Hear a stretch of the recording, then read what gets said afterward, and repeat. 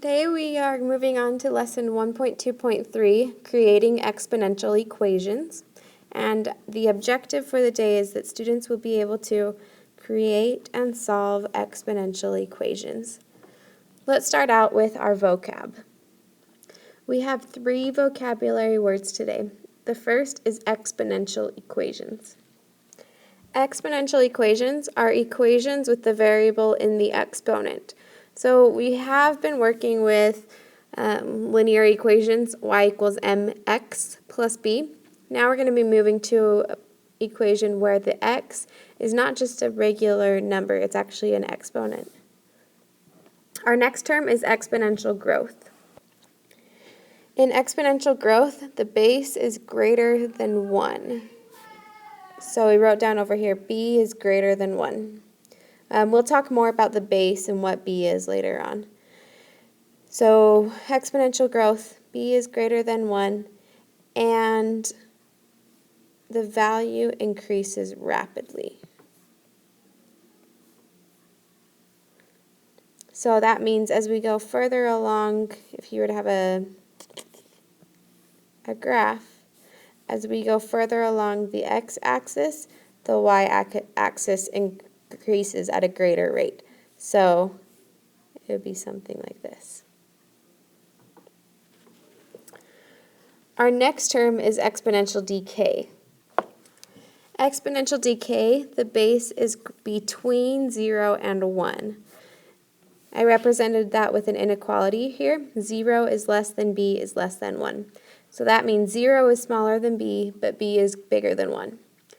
In exponential decay, the value decreases rapidly. So if you had a graph, as we moved further along the x-axis, the y value would decrease or drop faster and faster. So we would have something like this. Something like that would show exponential decay. So up above I did a little model right here of exponential growth, and then exponential decay is where it's going down. Before we go further into exponential growth, I want to talk briefly about linear equations versus exponential equations. Linear equations increase or decrease by a constant rate. So when we're looking at a linear equation, that constant rate is represented with the variable m. M is your slope, and it tells you how fast it changes. So if m were 2, that means every time we increase our y value by, or our x value by 1, the y value goes up 2. If our slope was 5/3, that would mean that every time the x value increases by 2, the y value has gone up by 3, there we go. Every time we increase the x by 3, the y value goes up by 5. So it's going up the same amount every time. On a graph, what this looks like is a straight line. Exponential is a little bit different. In an exponential equation, everything multiplies by a constant rate. So if we started out with 2 and we doubled that, that would become 4. If we doubled 4, that would become 8. If we double 8, that becomes 16. We double 16, that becomes 32.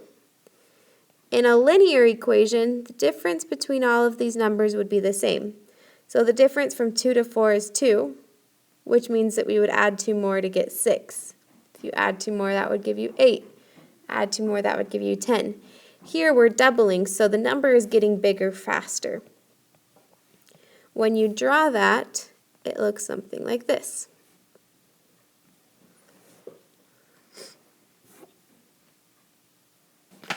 There are 4 different formulas we're going to talk about today, and before we look at those 4 formulas, let's just talk about some of the different keywords that you're going to run across when you are dealing with exponential equations. If you were told something doubles, that means that the rate which it increases would be 2. If something triples, the rate it increases at would be 3. If something is constantly being cut in half, the rate that it would be decreasing is 1/2.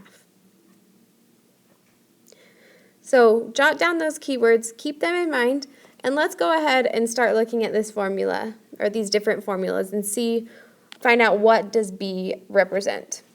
Our first formula is y equals a times b to the power of x. A represents the starting value, b represents the rate that things are being multiplied by, and x represents the time. And then, of course, y is the total. This can get a little bit confusing because when we talked about linear equations, b represented the starting point, but now a is the starting point and b is the rate.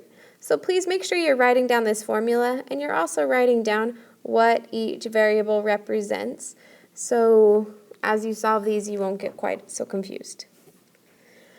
We're going to look at one example with Formula 1 and then go through and solve that. A population of mice quadruples every month. If a mouse nest started out with 2 mice, how many mice would there be after 1 year?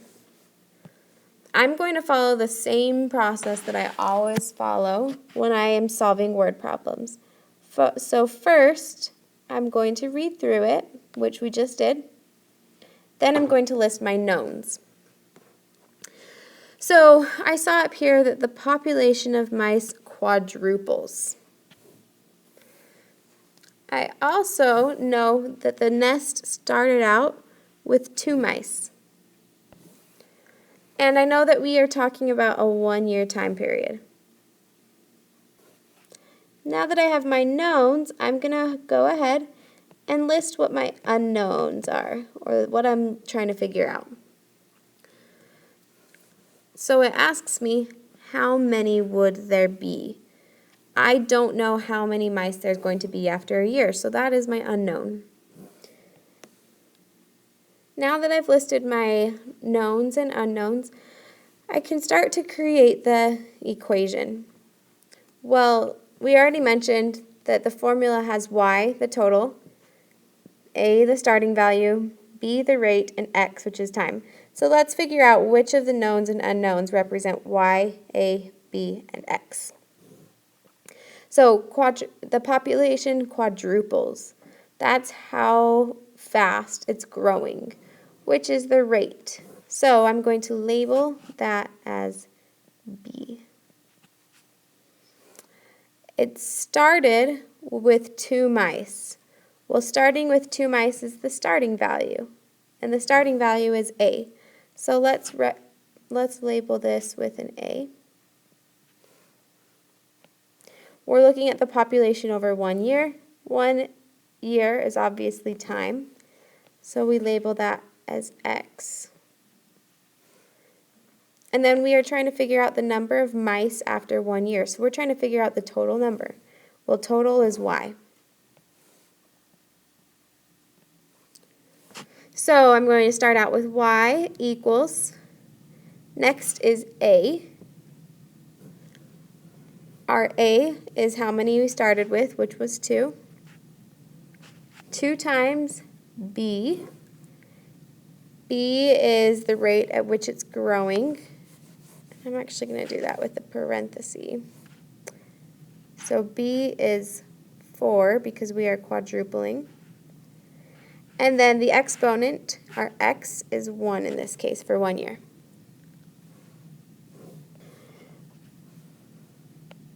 But there's a problem with what I have right now because I put the time in as 1 year, but it quadruples every month. So rather than putting a 1 for 1 year, I need to make that a 12 for 12 months, which equals 1 year. Now let's just solve this by going through the order of operations. So first thing I need to do is parentheses, but there's nothing I can simplify inside the parentheses, so we go to our exponent. Grab your calculators and you'll see that 4 to the power of 12 is kind of a large number. It is 16,777,216. And when we do 2 times 16,777,216, we get 50,331,648. So we need to just answer the question that we were asked. The question was, how many mice would there be after 1 year?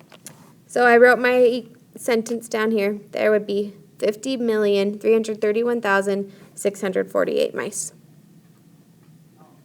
That is our first formula, just the basic formula. Let's look at the next formula, which is for exponential growth. Exponential growth is used anytime something is increasing. So on this last one, we were increasing by a rate of 4. Well, that 4 means that it went up 400%. Now we are going to increase the population of a town, and we're going to be increasing that by 4% each year. To figure that out, we will use this formula, y equals a times 1 plus r to the power of t. So once again, y is the total, a is the starting point, and then it gets a little bit different here. R is the percentage rate that we are increasing. And we represent that with a decimal. And then t is time. I don't really know why b is used for the rate in the general formula and why we use r for rate in this formula, and then why we use x for time in the general one and t for time in this one. Like I said, it gets kind of confusing, so make sure you label everything and you have all of this written down in your notebook to help you out in the future. So let's use this formula to calculate the population of a town. The population of a small town is increasing at a rate of 4% per year. If there are currently 6,000 residents, about how many will be there in 5 years at this rate? So I'm going to start out with my knowns and unknowns. So I know that it is increasing at a rate of 4%, which is 0.04. I know that there are currently 6,000 residents, and I know that we are talking about a 5-year time period. What I don't know is the total amount of people that there will be in 5 years. So the rate it's increasing, that 0.04, is my R. The current amount is how many I'm starting with, A. And 5 years is my time, T. The total amount is our unknown, Y. So that gives us Y equals A, which is 6,000, times 1 plus R, which is 0.04, all to the power of T, which is 5. Let's solve this by simplifying first in the order of operations. So first I go inside my parentheses and I do 1 plus 0.04 is 1.04. Next I have to do my exponents. So I do 1.04 to the power of 5, which gives me 1.217. And finally, when I multiply those two numbers, I get 7,299.917. So when we go to answer the question, we need to remember that we're talking about people, okay? We can't have 0.917 of a person. So I'm going to say there will be about 7,300 people in 5 years. I had to take this number and round it up to 7,300, so I didn't have just part of a person. So we've looked at the general exponential equation. We've looked at exponential growth. Now let's look at the opposite, exponential decay. This formula is very similar. Instead of 1 plus r, we did 1 minus r. So the formula is y equals a times 1 minus r to the power of t. So once again, y equals the total. A is the starting point, r is the rate, and t is time. Let's use this formula and solve an exponential decay problem. In sporting tournaments, teams are eliminated after they lose. The number of teams in the tournament then decreases by half with each round. If there are 16 teams left after 3 rounds, how many teams started? So, I know that every round we decrease by half. I know that we started with 16 teams, and I know that 3 rounds have gone by. At the end here, it asks me how many teams started. That is what I do not know. So we have decreased by half. That is our rate, how much it's dropping.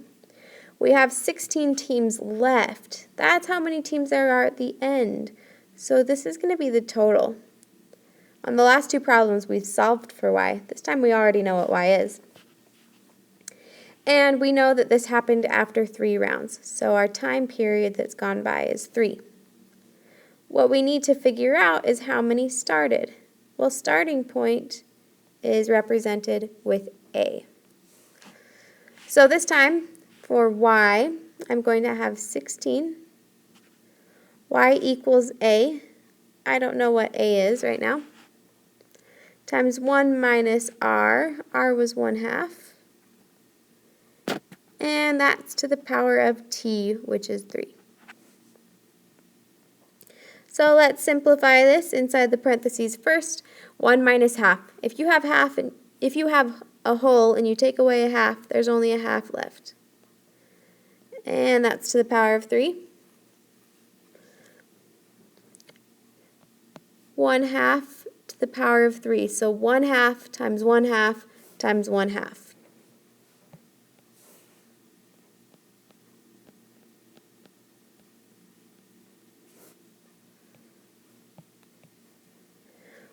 One times 1 is 1. 2 times 2 is 4. Times 2 is 8. And then finally, I need to divide, but that's the same thing as multiplying both sides of my equation by the reciprocal. So my 1/8 cancels out, and 16 times 8 gives me my answer. So A equals 128. Let's just finish this off with a sentence to answer our question. We have one final formula that we are going to use, and this formula is very similar to the first one that we looked at. This formula is y equals a times b to the power of x divided by t.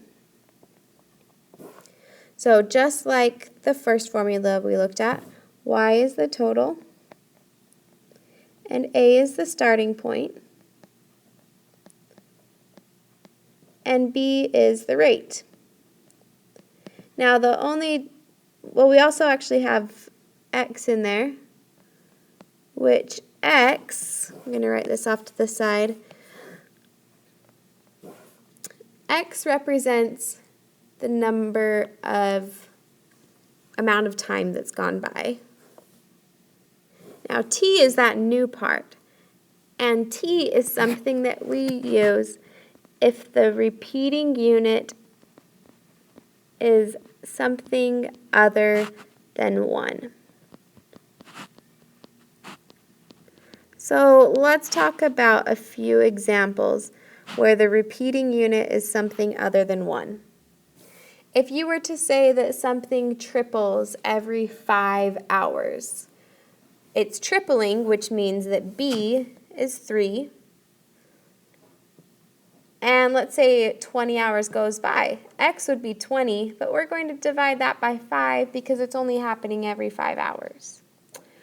Or if we were to say that something is going up by 50%. So we would have 1.5 for B. And it did it every 2 days. Well, if we had gone for 8 days, then X would be 8, but T would be 2 because it's only happening every 2 days, not every single day. Let's practice using this formula. It is a little bit confusing. An old woman sells you magic water that will make your plants grow twice their size every 4 hours. After 1 day, or 24 hours, you measure the plant and see that it is 224 inches tall. How tall was the plant before you used the magic water? So I'm looking at this and I know that it is going to grow twice, or it is going to double every 4 hours. I also know that my plant was growing for 1 day. I'm going to circle 24 hours because we're talking in terms of hours here, not days. And I also know that it has grown up to 224 inches. What I don't know is how tall the plant was before I started using the magic water. So I don't know how tall it was before. I know all this other stuff. Let's go through and label it with our variables. So if something doubles, that is the rate that it's increasing. So double would be 2 for B. Every 4 hours. Every 4 hours is how often the unit is repeating. That is that new thing we just learned. So that's going to be the T. The amount of time that goes by is 24 hours, so that's X. And the final height is 224. Since that is the final thing, that's Y. And we don't know where it started out, so where it was beforehand is A, our unknown. So the total Y equals 224 equals the starting point, which is A, times the rate, which is, it's doubling, so the rate is 2. Or you could say that's growing by 100%, to the power of 24 hours divided by 4. So it's going for 24 hours, but it only doubles every 4 hours. So let's simplify first inside the parentheses, but because there's nothing I can do inside the parentheses, I'll just rewrite 2. And then let's simplify that 24, the exponent that's 24 divided by 4. We'll just call that 6. Now we've got to evaluate our exponent. So 2 to the power of 6, or 2 times 2 times 2 times 2 times 2 times 2 is 64. And then divide both sides of our equation by 64, and we find out that A equals 3.5. So the only thing I need to do is answer my question, how tall were the plants before you used the magic water? And the plants were 3.5 inches tall. Make sure you complete your assessment at the end of this lesson. And if you watch this on YouTube, don't forget to show me your notes at the beginning of class in the morning.